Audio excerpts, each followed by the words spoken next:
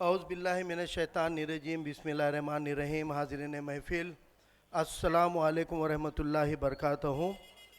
तहनशी पे तशरीफ़ फरमा आज के इस इजलास के सदर मोहतरम एडवोकेट मतीन साहब, जिन्होंने अपने वक्त की क़ुरबानी देकर मुझे यहाँ खड़े रहने का मौका अता किया।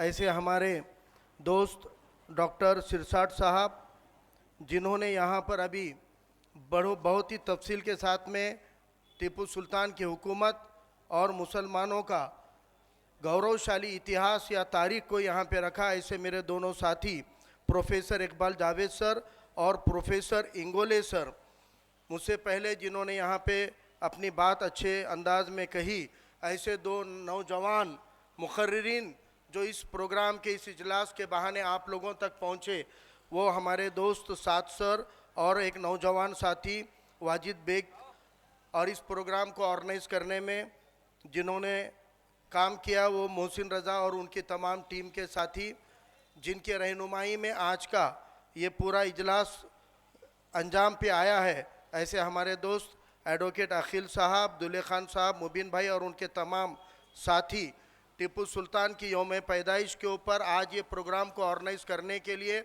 पिछले हफ्ते 2 हफ्तों से जो नौजवानों ने बहुत कसरत से मेहनत की है, उन तमाम नौजवानों का, उन तमाम ऑर्गेनाइज़र के टीम का मैं तहे दिल से शुक्रिया अदा करता हूं। और ख़ास तौर से आज इस महफिल में इसको कामयाब बनाने के लिए लंबे वक्त से यहाँ पर आए हुए आप तमाम लोग, आप तमाम नौजवान बुज़ुर्ग साथी, जिनकी मौजूदगी ने आज के इस प्रोग्राम को कामयाब किया है, मैं आप सभी लोगों का तहे दिल से शुक्रिया अदा करता हूं। और अल्लाह का शुक्र अदा करता हूं कि अब हमारी कौम जाग चुकी है अपने तारीख़ को जानने के लिए, अपने हीरो को, अपने नायक को पहचानने के लिए। और हज़रत टीपू सुल्तान की यौम पैदाइश के ऊपर हिंगोली के अंदर शायद ये पहला साल है और पहला जलसा है, इतनी कसीर तादाद में मौजूद रहकर आपने ये ऐलान किया कि इंशाअल्लाह हर साल इसी तरीके से हज़रत टीपू सुल्तान की यौम पैदाइश पर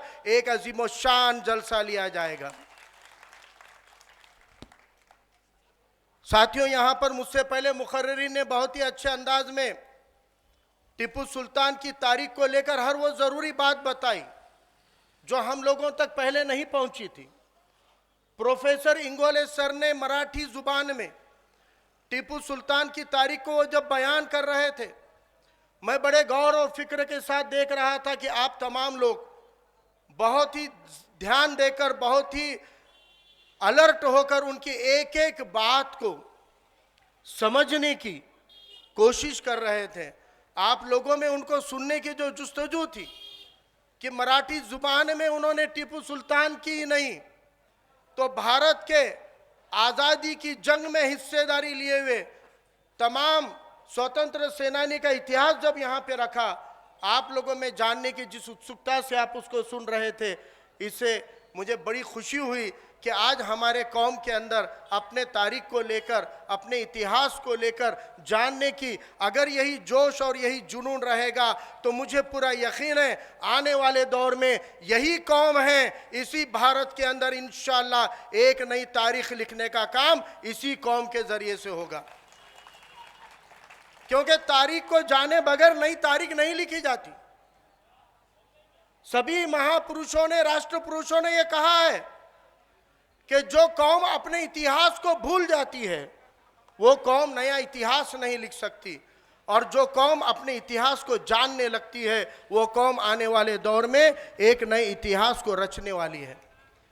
यहाँ मैं ख़ास तौर से सिरसाट सर का वैसे शुक्रिया अदा करता हूँ कि आपने वक्त दिया, क्योंकि सदारत जो है वो एडवोकेट मतीन साहब की है और एक वकील साहब है, वो एडवोकेट है, कानून के जानकार है, और कानून का जानकार कानून का पास रखता है। कानून का जानकार कानून तोड़ने में नहीं, कानून पे अमल करने की कोशिश करता है। खासतौर से जब जब मुसलमानों ने कानूनों की तालीम ली है, उसने वो कानूनों को अमल में लाने का काम किया है। हम संघियों के जैसे नहीं है जो कानून और संविधान से बेईमान हो जाए। कानून पे चलना ये मुसलमानों ने अपना फर्ज समझा है। इसलिए वकील साहब सदारत के तौर पे मैंने उनको कहा कि साहब अगर 10 बजे के बाद प्रोग्राम जब चालू होता है, वैसे तो हाई कोर्ट का, सुप्रीम कोर्ट का 10:30 बजे का था, लेकिन जिला इंतजामिया को उन्होंने अधिकार दिए तो 10 बजे का टाइम डिस्ट्रिक्ट कलेक्टर ने तय किया है। 10 बजे माइक बंद कर देते हैं। तो फिर सदर साहब, मैंने कहा कि गुनाह किस पे दाखिल होता है? अगर मुकर्ररीन पे होता है तो मैं वो जिम्मेदारी लेने तैयार हूँ। तो वकील साहब बोले नहीं नहीं, वो अध्यक्ष के ऊपर होता है, वकील को ही मुजरिम बना दिया जाएगा तो ये इंसाफ की बात नहीं होगी। इसलिए 10 बजे इसको ख़त्म करना हमारे लिए ज़रूरी है। और शिरसाट साहब ने अपना वक्त दिया। वैसे शिरसाट साहब आप 10-20 मिनट बोल भी देते तो बहुत दिक्कत नहीं थी। संघियों की चड्डी निकालने के लिए हमको 10 मिनट भी मिल जाते तो बहुत हो गए। ये प्रोग्राम को लेने से पहले यहाँ पर टीपू सुल्तान की यौम पैदाइश के मौके पर एक अजीमोशान जुलूस निकाला गया। हज़रत टीपू सुल्तान की यौम पैदाइश के मौके को ध्यान में रखते हुए परमिशन लेकर बाद हफ्ता शहर भर के अंदर टीपू सुल्तान की तस्वीरें सजाई गई थी।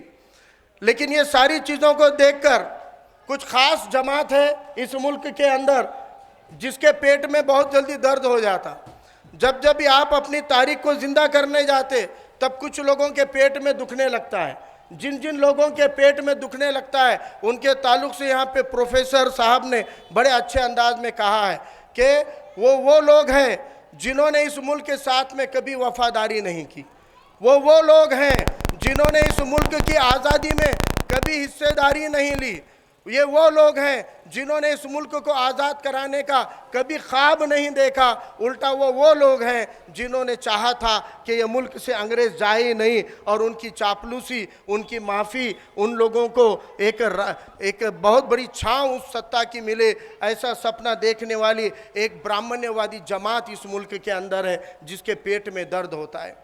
लेकिन हमको अपनी तारीख को जानना इसलिए ज़रूरी है कि आज यहाँ पर एक जमात है, एक चड्डी गैंग को मानने वाली जमात है, जिन्होंने पुलिस कमिश्नर को, एसपी को, कलेक्टर को एक निवेदन देकर कहा कि टीपू सुल्तान की तस्वीरों को हटा दो। निवेदन देकर कहा टीपू सुल्तान के इतिहास को लेकर जो जुलूस या जो जलसे हो रहे हैं, जो मिरौनुक हो रही है, उसके ऊपर पाबंदी लाओ।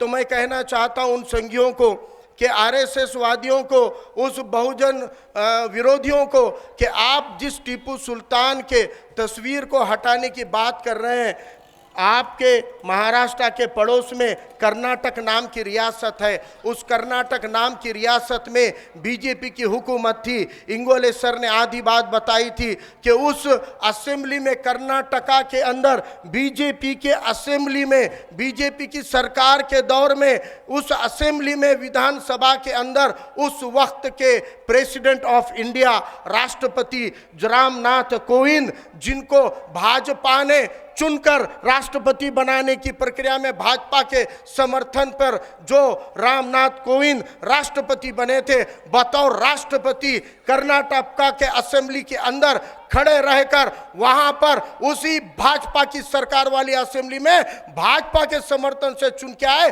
President of India Ramnath Kovind ने टीपू सुल्तान की तारीफ में 1 घंटा कसीदे पढ़ने का काम किया था। ये संघियों को जानना चाहिए। रामनाथ कोविंद को राष्ट्रपति के हैसियत से कर्नाटक के असेंबली में, विधानसभा में, शेर मैसूर टीपू सुल्तान को इस देश का पहला स्वतंत्र सेनानी बोलना पड़ा था। यह तारीख है टीपू सुल्तान की, यह हिस्ट्री है मुसलमानों की कि चड्डी गैंग को झक मार कर हमारी तारीख की बात करनी पड़ती है। ये टीपू सुल्तान है। और इन टीपू सुल्तान की तस्वीर हटाने की बात कर रहे हो, इन टीपू सुल्तान की तस्वीर की मुखालिफत कर रहे हो। अरे ये वही टीपू सुल्तान है।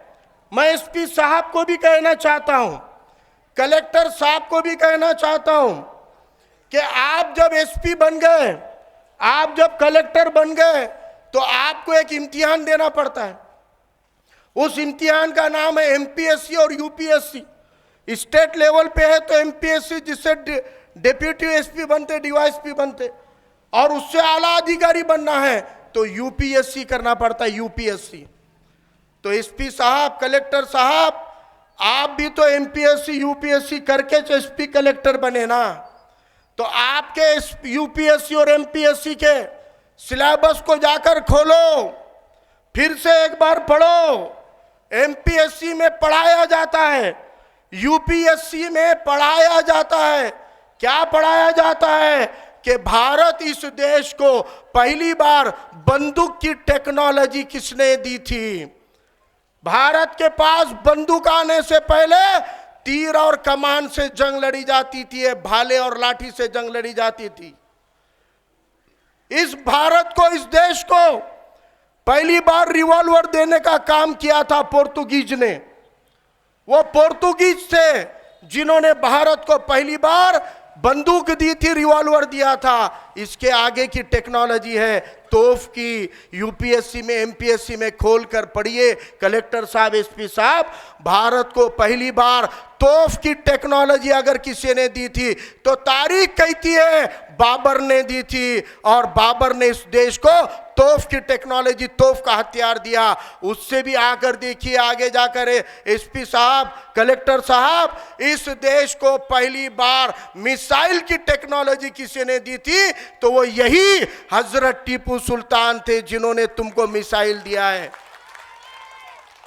और इस टीपू सुल्तान की तस्वीर हटाने की बात कर रहे हैं। इस टीपू सुल्तान की तस्वीर पे सवाल उठाते। यही वो टीपू सुल्तान है जिन्होंने इस मुल्क के अंदर किसानों को गन्ने की फसल ही माला माल कर सकती है, और गन्नों की फसल के लिए डैम बनाने का, पानी को मोड़कर सिंचन की व्यवस्था करने का, दुनिया का पहला डैम बनाने का साइंस टीपू सुल्तान ने दिया था।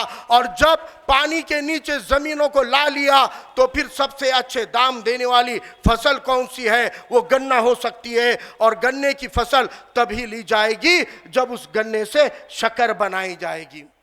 अगर उस पुराने तौर तरीकों से बैलगाड़ी को, बैल को लगाकर अगर वो शक्कर बनाने के सिस्टम पे जाएंगे तो ज़्यादा गन्ने की फसल नहीं उगाई जाएगी। और अगर गन्ने की फसल को उगाना है तो गन्ने के लिए शक्कर की फैक्ट्री बनानी पड़ेगी। ये जानकर टीपू सुल्तान इस देश के पहले बादशाह है जिनकी रियासत में इस देश का पहला शुगर फैक्ट्री, वो भी भाप पे चलने वाला जर्मन टेक्नोलॉजी का इंजन भारत में लाकर पहली शुगर फैक्ट्री डालने का काम हजरत टीपू सुल्तान ने किया था। तब कहां जाकर किसानों को गन्ने की फसल लेना जमी थी। लेकिन ये सच्ची तारीख के ऊपर हमने कभी जिद नहीं की, कभी जाना नहीं। 1795 के अंदर, 97 के अंदर टीपू सुल्तान ने पहला कारखाना लगाया, लेकिन इन्हीं ब्राह्मण्यवादियों ने तारीख के अंदर 1805 के कारखाने को भारत का पहला कारखाना करार दिया। वो अपने हिसाब से अपनी तारीख लिख सकते हैं, क्योंकि आपने कभी भी अपनी हुकूमत में आने की सोची नहीं है। आपने हमेशा सियासत से दूरी रखी है, आपने हमेशा प्रशासन से दूरी रखी है, इसलिए आप सियासत से बाहर फेंक दिए गए। आपको सेक्युलर और कम्युनल के खेल में मिसगाइड कर दिया गया, और आपकी तारीख को ख़त्म करने का काम इसी चड्डी गैंग ने सिस्टमैटिक तरीके से किया है। आप अगर इसी तरह सोए हुए रहेंगे तो बची कुची आपकी तारीख को मिटाने का काम भी ये चड्डी गैंग कर सकती है। इसलिए अपनी तारीख को जानना जरूरी है। ये यूपीएससी, एपीएससी की किताब पढ़कर कलेक्टर, एसपी बने हैं। इनको मालूम है कि इस भारत के अंदर टीपू सुल्तान का योगदान क्या है। जब ये मुल्क आजाद हुआ, आजादी के वक्त ये मुल्क में बंटवारा हुआ, और उस बंटवारे में आप जानते हैं कि पार्टीशन और बंटवारे की वजह से उस वक्त में हिंदू मुस्लिम के अंदर फिसादात भी हुए। एक नफरत की सियासत ऐसी ही फैलाई गई जैसी आज नफरत की आग फैलाई जा रही थी। ऐसे नफरत की आग फैलाते हुए वक्त में इस मुल्क का आईन लिखा गया, इस मुल्क का संविधान लिखा गया, इस मुल्क की घटना लिखी गई, इस मुल्क का दस्तूर लिखा गया। जब इस मुल्क का आईन लिखा जा रहा था, उसकी ड्राफ्टिंग कमेटी के सदर के हैसियत से डॉक्टर बाबा साहब अंबेडकर की जिम्मेदारी थी इस मुल्क में रहने वाले तमाम लोगों को उनके हकूक देने की। जब बाबा साहब अंबेडकर ने इस मुल्क का आईन बड़े शिद्दत, बड़े मेहनत के साथ मुकम्मल कर रहे थे, तो उसको मुकम्मल करते वक्त उन्होंने कहा कि भारत जो है रातों रात राष्ट्र नहीं बना है, इसकी अपनी हजारों सालों की तारीख है, हजारों सालों का इतिहास है। बाबा साहब को लगा कि इस संविधान को अगर हम यूं ही लिख देंगे तो माजी के अंदर जिन जिन कौमों ने इस मुल्क को बनाने में हिस्सेदारी ली है, उन कौमों की नुमाइंदगी आने वाले दौर में खत्म कर दी जाएगी। इसलिए उन्होंने जिन जिन ने इस मुल्क के अंदर ताउन किया था, ऐसे हर राष्ट्र पुरुष का, ऐसे हर महापुरुष का, ऐसे हर महात्मा का, ऐसे हर अकीदे का और ऐसे आस्था का जो जो प्रतीक है, उसको संविधान में शामिल करने का फैसला किया। जब वह संविधान में शामिल कर रहे थे, उन्होंने इस मुल्क के अंदर हमारे हिंदू भाई अक्सरियत में जिसको अपना भगवान मानते हैं, उस प्रभु श्री राम जिसको मानते हैं, उनकी तस्वीर को संविधान में शामिल किया। श्री कृष्णा के तस्वीर को उसमें शामिल किया, सम्राट अशोक के तस्वीर को शामिल किया, गौतम बुद्धा के तस्वीर को शामिल किया, महावीरा के तस्वीर को शामिल किया, छत्रपति शिवाजी महाराज के तस्वीर को शामिल किया, झांसी की रानी लक्ष्मीबाई के तस्वीर को शामिल किया।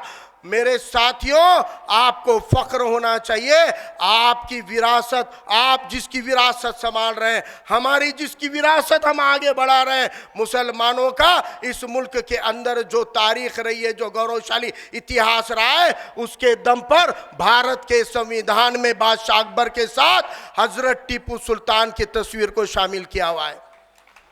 इस मुल्क का आधार क्या है?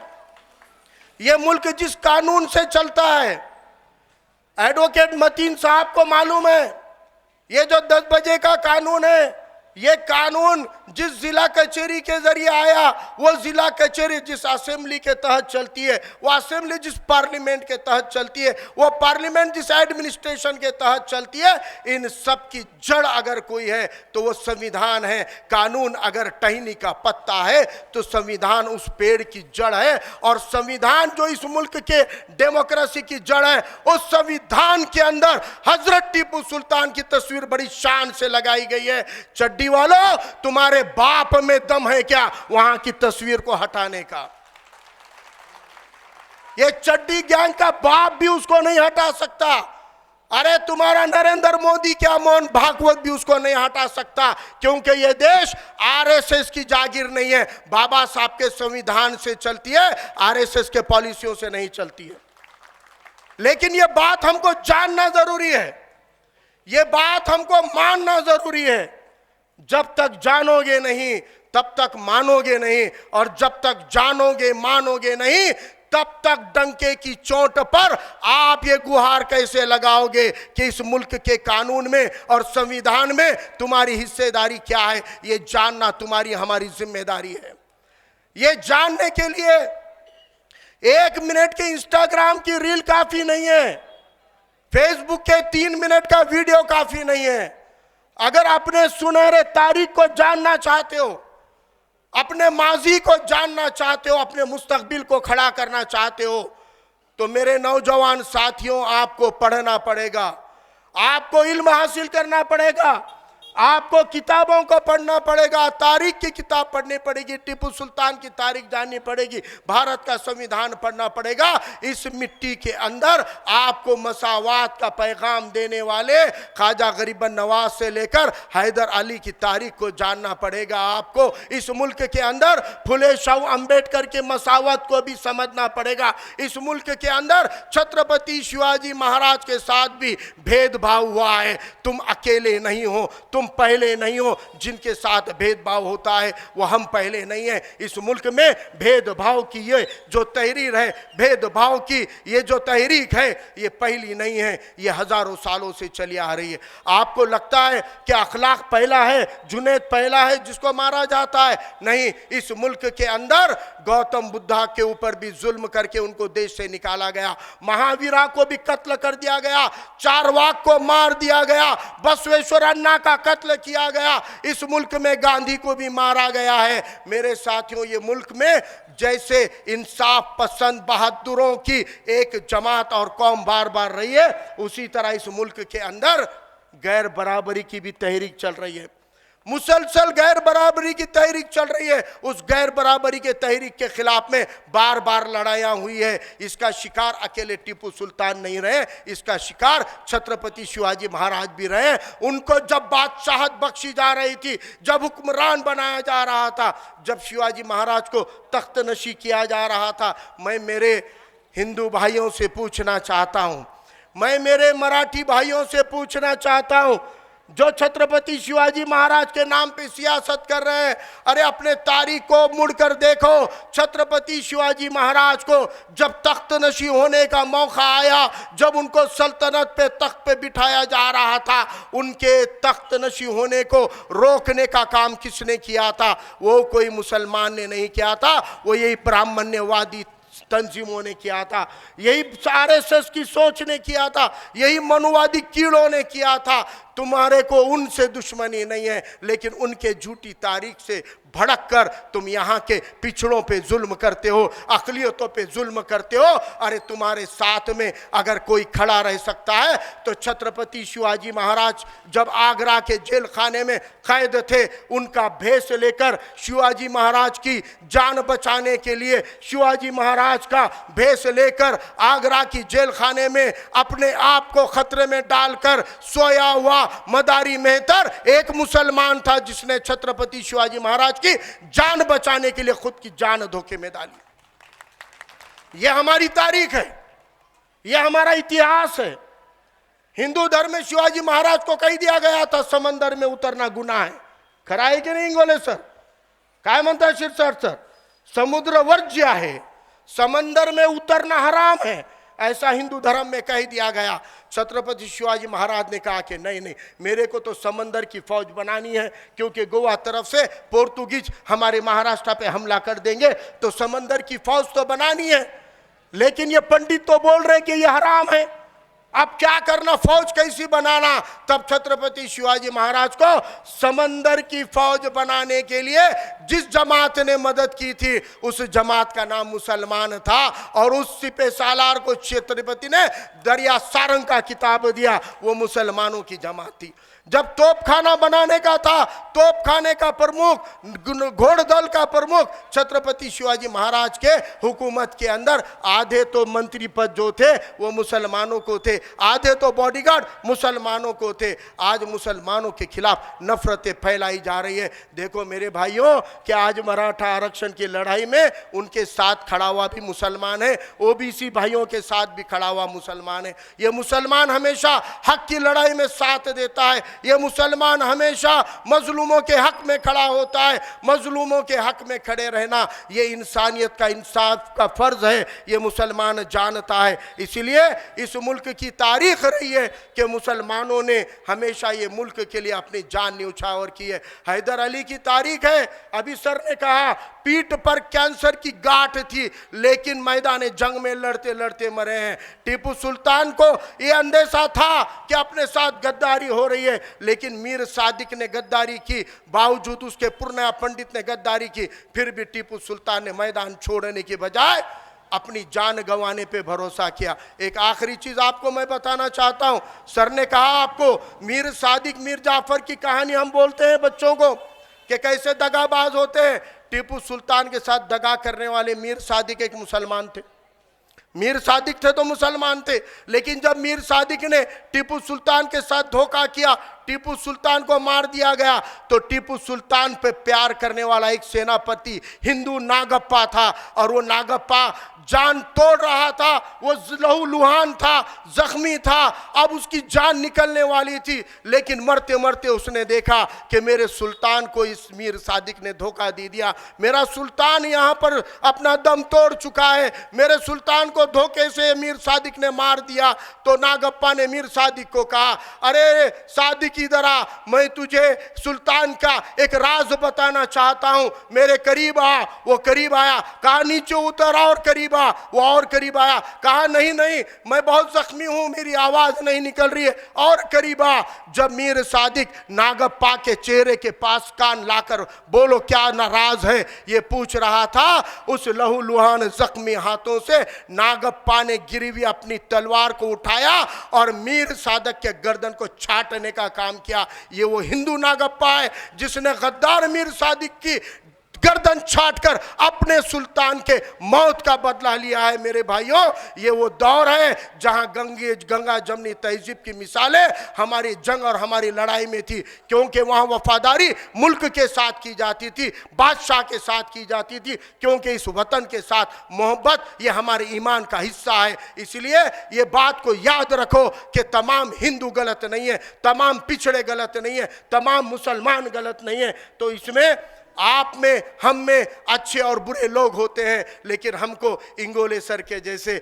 सिरसाट सर के जैसे हम वतन भाइयों को भी ढूंढना है। कोई लड़ाई एक कौम अकेली नहीं लड़ सकती, जमहूरियत की कोई भी लड़ाई को एक धर्म एक जात नहीं लड़ सकता। हमको अच्छे लोगों को पहचानना पड़ेगा। जो जो टीपू सुल्तान पे फक्र महसूस करते हैं, ऐसे छत्रपति शिवाजी महाराज के अनुयायी हमारे भाई दोस्त हो सकते हैं। जो जो टीपू सुल्तान से परहेज नहीं करते, ऐसे डॉक्टर बाबा साहब को मानने वाले अनुयायी हमारे दोस्त और भाई हो सकते हैं। ये सब राष्ट्र पुरुष हैं, ये महापुरुष है जो भारत के सच्चे सपूत हैं।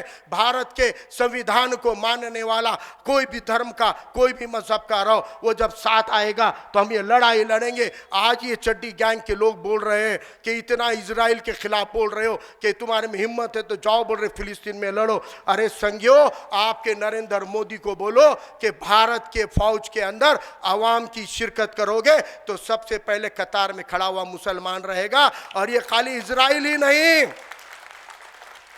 मैं नरेंद्र मोदी को कहना चाहता हूं, एक बार हमारे मुस्लिम नौजवानों को हमारे को मिलिट्री में भर दे। अरे हम तो वो वहां जाकर गाजा में जाकर इजराइल को तो सबक सिखाएंगे, लेकिन जो चाइना तुम्हारा 200 किलोमीटर कब्जा कर लिया, अपने भारत की जमीन को भी आजाद कराने का काम ये मुसलमान कर सकता है। क्योंकि अपने असलाक की पहचान न जाने देंगे, हम मुसलमान हैं, ईमान न जाने देंगे। अपना समझकर कभी आवाज तो दे आए वतन, हम जान दे देंगे, तेरी शान न जाने देंगे।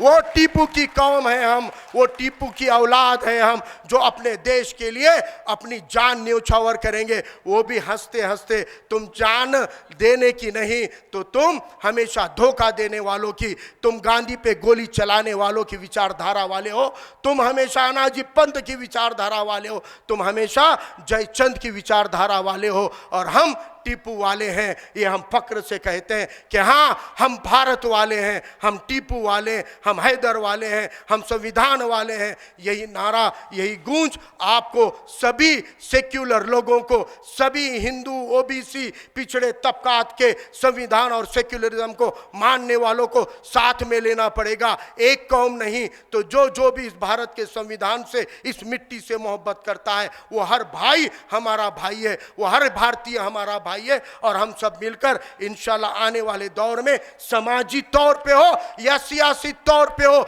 इन चड्डी गैंग को, संघियों को सत्ता से बाहर हकाल के रहेंगे। याद कर लीजिए, आने वाले दौर में हम अगर मुत्तहिद हो जाएंगे, अगर पूरे हम वतन भाई जो जो सेक्युलर हैं वो अगर हम साथ में आएंगे, तो आने वाले दौर में चड्डी गैंग को इस भारत के नक्शे से इनकी सत्ता को तड़ी पार करने का काम करेंगे। और यही टीपू सुल्तान के लिए खिराज अकीदत होगी, यही उनके लिए अभिवादन होगा और यही उनके लिए श्रद्धांजलि होगी। आप तमाम लोगों का तहे दिल से शुक्रिया। अल्लाह हाफिज। इनकलाब जिंदाबाद। जय भीम, जय मीम।